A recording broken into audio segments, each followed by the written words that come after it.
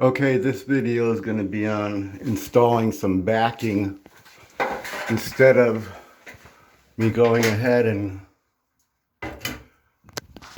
the other option than backing would be to cut this drywall edge here.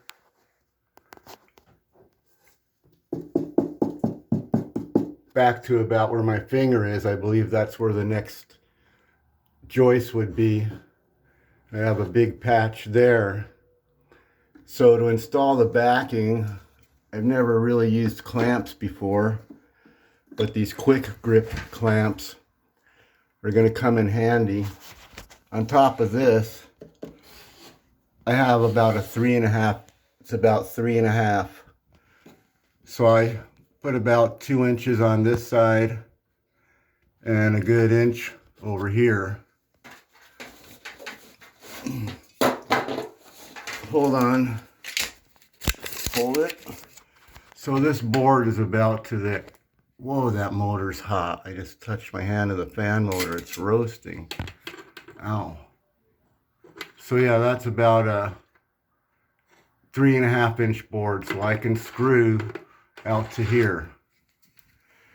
All right, so now that I got my backing clamped up there so I can hold the camera, usually I'd hold the wood down when I was younger and stronger and just drill the screws up into it. But being weaker and older and not having the right equipment, I'll do the best I can with what I have. And the clamps help me out. So you just want to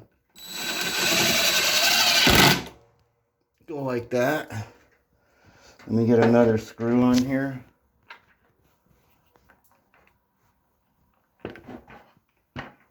The magnetic tip's not too strong. Okay, so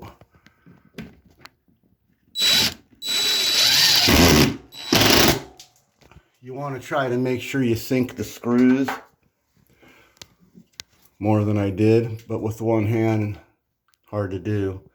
I will come back with a screwdriver and tighten them up. Let's get one more screw in behind this quick clamp. So I just got one more screw here anyway.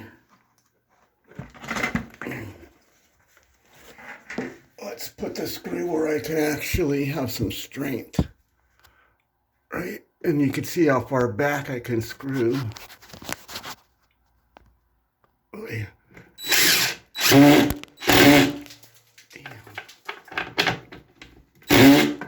I'm weak. I can't even turn those in. Jeepers creepers. Oh, Jesus.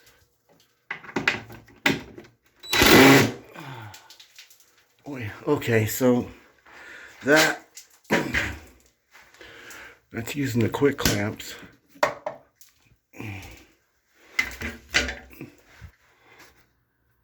Release them with this lever here and your pressure there and your finger. Pull it down a little. Try not to lose your yellow deal. Okay. So now that that's in pretty good, I could put a piece right here. After this piece goes in, I'm going to cut a butterfly patch for here. Because this I would have to cut back to that stud and cut all that out.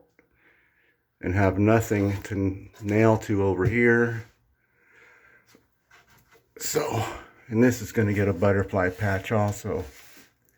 Actually, I might cut that there so I can at least nail one side and just have to glue the other sides. We'll see. Okay, so that's how you get your backing in. I ran it long to about there, and there's a block here.